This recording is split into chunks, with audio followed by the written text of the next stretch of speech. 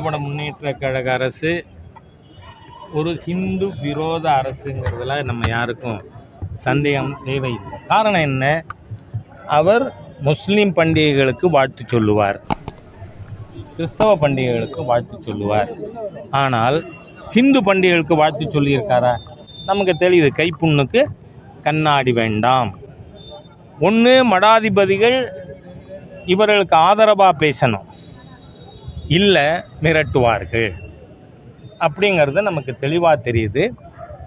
மதுரை ஆதிநகர்த்தர் அவர் அறுவை சிகிச்சை முடிஞ்ச மறுநாளில் அவரை அட்டெண்ட் பண்ணுறதுக்கு ஒரு அட்டெண்டர் கூட வச்சுக்கிறதுக்கு அனுமதிக்காமல் காவல்துறை அவரை விசாரிக்கிறேங்கிற பேரில் ஒரு சைக்கலாஜிக்கல் வார், ரீதியான யுத்தத்தை இந்து ஆதிநகரத்திற்கு எதிராக நடத்தி இருக்கு. ஆமாம், மோகன் சி லாசரஸ் இந்து கோவிலெலாம் வந்து சாத்தானின் குடம்னாரு. இப்போ கேள்வி கேட்டிங்களா? தமிழக முதலமைச்சர் ஒரு மிகப்பெரிய இந்து விரோத சக்தியாக செயல்பட்டு கொண்டிருக்கார். இன்றைக்கி நீங்கள் எல்லாரும் கொதிச்சு போயிருக்கிறது எதுக்கு பிறகு? டாஸ்மாக் விசாரணையை ஈடி கையில் எடுத்த பிறகு. இந்த முருக பக்தர் மாநாடுக்கு இவர்கள் அனுமதி முதல்ல மறுத்தாங்க. அதுக்கப்புறம் உயர்நீதிமன்றத்தில் போய் நாம் அனுமதி வாங்கினோம். அதுக்கப்புறமும் நீங்கள் செயல்படுத்த முடியாத நிபந்தனைகள் விதித்தீர்கள். அதுக்கு எதிராகவும் உயர்நீதிமன்றத்தில் அனுமதி பெற்ற காரணத்தால் இன்றைக்கி இந்த திமுக அரசாங்கம் நீதித்துறையின் மீதே கோபத்தில் இருக்குன்னு நமக்கு தெரியுது. மதுரை ஆதீனம் அவர்கள் மீது போட்ட வழக்கம் ரத்து பண்ணணும். What nonsense!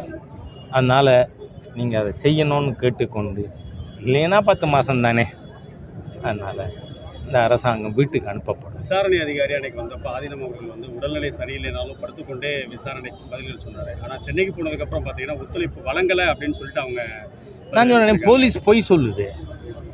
ஏன்னா ஆதீனகர்த்தர் உங்களுக்கு முழு ஒத்துழைப்பு கொடுத்தார்.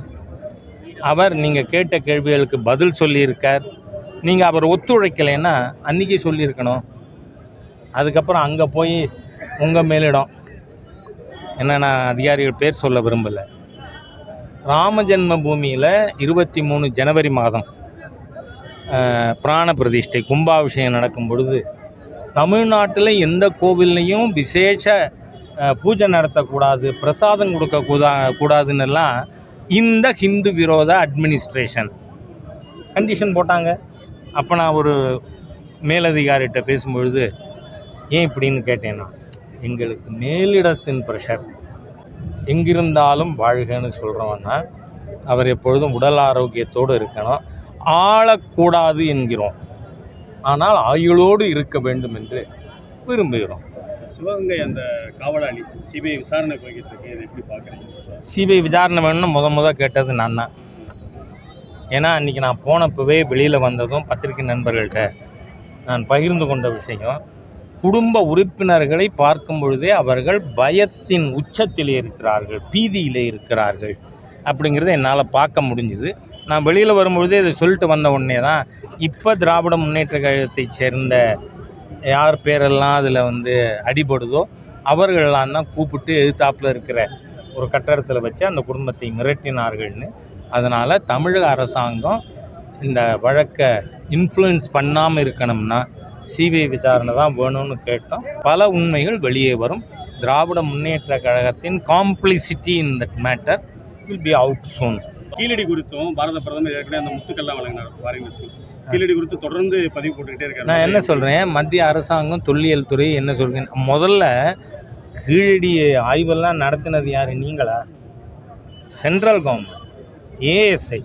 அதனால் அதில் இப்போவும் மத்திய அரசாங்கம் என்ன சொல்லியிருக்கு, அதன் கண்டுபிடிப்புகள் எப்போவுமே நீங்கள் ஆவணப்படுத்தாமல் ஒரு அரசாங்கம் வெளியிட முடியாது. அதுக்கான நேரம் தான். அதுக்கு இந்த வெங்கடேசனுக்கு என்ன வெங்கடேசன், சூனா வெங்கடேசன், இந்த சூனா வெங்கடேசனுக்கு ஏன் இவ்வளோ அவசரம் அப்படின்னு எனக்கு தெரியல. அவர் அமர்நாத் ராமகிருஷ்ணா அவருக்கு சொந்தக்காரர், தன்னோட சொந்தக்காரர் இங்கேருந்து டிரான்ஸ்ஃபர் ஆகக்கூடாதுங்கிறதுக்காக தலையிட்டவர். I charge him. Is he not your relative? Let Venkatesan come out. இந்தியாவிலேயே கம்யூனிஸ்ட் இருக்கிறது 6 சீட்டு தான். 4 திமுக போட்ட, நான் சொல்ல, என் வார்த்தை இல்லை, நம்ம ரோட் சைடு பாரதியா, ஆர்எஸ் பாரதி ஏற்கனவே சொல்லியிருக்கேன். என்ன அந்த பிச்சையில் வந்துட்டு நீங்கள் 4 பேர், ராஜஸ்தானில் ஒருத்தர், கேரளாவில் ஒருத்தர், 6 தானே இடதுசாரியே இந்தியாவில். நீங்கள்லாம் செல்லா காசு. அந்த செல்லா காசு வெங்கடேசன் இங்கே பேச வேண்டாம். வெங்கடேசன் அதானோ ஐ டோன்ட் நோ. அரசியலை கடந்து சினிமாவிலே நீங்க வர போறீங்கன்னு ஒரு சமூக அப்படியா? பார்த்தோம். ஐ டோன்ட் நோ. இசைக்கருவிகள்லாம் இசைச்சது மாதிரி பார்த்தோம். அதை பற்றி கொஞ்சம் இல்லை, அது வெளில வரட்டும். நன்றி. நல்ல இந்த வாஞ்சிநாதன் நீதிமன்றத்தை தவறாக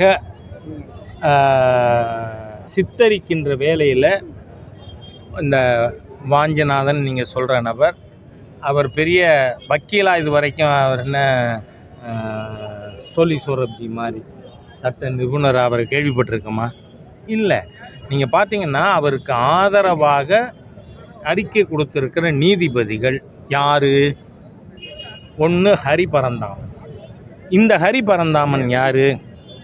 பப்ளிக்கில் ஒரு ஹிந்து பெண்ணின் தாலியை அறுக்கலாம்னு தீர்ப்பு கொடுத்தவர். உண்டா இல்லையா? நான் ஒன்றும் தப்பாக சொல்லலையே. நீங்கள் நான் தாலியே கட்ட மாட்டேன், அது அடிமையின் சின்னம் அப்படின்லாம் சொன்னீங்கன்னா நத்திங் ராங். ஆனால் தாலியை கட்டி அதை பப்ளிக்கில் நான் அறுப்பேன்னு சொன்னால் அது ஆத்திரமூட்டும் செயலா இல்லையா? அதை ஆதரித்தவர் இந்த ஹரிபரந்தாமன். அதே மாதிரியாக சந்துரு அவர்கள், நான் ஏற்கனவே அவர் கொடுத்த அந்த பள்ளிக்கூடத்தில் சில சீர்திருத்தங்கள்னு சொல்லி சீர்கேடுகளை பரிந்துரை பண்ணியிருக்கார். அதில் பொட்டு வைக்கிறது, கையில் கயிறு கட்டுறது. இப்போ நான் கயிறு, இந்த கயிறு கட்டியிருக்கேன். நான் என்ன ஜாதி? கயிறு பள்ளிக்கூட மாணவர்கள் கயிறு கட்டினா இது என்ன இழிந்த எண்ணம்ங்கிறேன் நான். முன்னாள் எல்லாம் எக்ஸ் தானே, அந்த எக்ஸ் எல்லாம் சேர்ந்து இந்த தேங்காய் மூடி வழக்கறிஞருக்கு ஆதரவாக கொடுத்துருக்காங்க. அது என்ன விதமான பாதிப்பை ஏற்படுத்த போகிறது? திருப்பரங்குன்றம் அப்படின்னாலே தமிழ் கடவுள் முருகன் தான். இந்த குடமுழுக்கு அப்புறம் பல்வேறு பகுதிகளிலிருந்து ஏராளமான பக்தர்கள் வர்றாங்க. தொடர்ந்து இதை எப்படி பார்க்குறீங்க? நீங்கள் பார்த்தீங்கன்னா முதல்ல ஆதிசங்கரர் அவர்கள் 6 மதங்களாக இந்து மதத்தில் இருக்கின்ற வழிபாட்டு முறைகளை வைத்து ஒருங்கிணைத்தார்.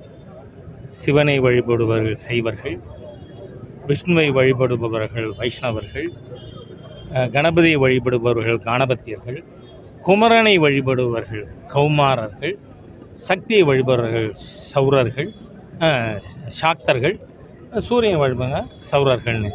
இது எந்த காலத்துலேருந்து இருக்குது? நீங்கள் கவி காளிதாஸ் எழுதிய காவியங்களிலேயே மிகப்பெரிய காவியம் என்ன தெரியுமா? தமிழ்நாட்டில் ஒரு திரிபு அரசியல் 1838 ராபர்ட் கார்டுவெல் என்கின்ற மதம் மாற்றும் ஒரு நபர் அயர்லாண்டிலேருந்து இங்கே வந்த பிறகு பொய்கள் பரப்பப்படுகிறது. அதனால் நான் என்ன சொல்கிறேன், அவர் கவி காளிதாசர், அவர் சந்திரகுப்தர் காலத்தை சேர்ந்தவர். அவர் எழுதிய 2000 கிமு 300 அந்த காலகட்டத்தை சேர்ந்தவர். அவர் எழுதியதே குமார சம்பவம், குமரனின் சரித்திரம். ஆகவே இதையெல்லாம் ஏதோ அவரை வேறு எல்லாருக்கும் உள்ளபடியாக வரவேற்கிறேன். பீட்டர் அல்ஃபோன்ஸ் போகட்டும், அமீர் போகட்டும் முருகன் கோயிலுக்கு. பீட்டர் அல்ஃபோன்ஸோ அமீரோ ஜபாருல்லாவோ அவர்கள் தமிழர்கள் என்றால் நீ தமிழ் கடவுளை போய் வழிபடுங்கிறேனா? வழிபடு, இல்லைன்னா you are not Tamils. Welcome.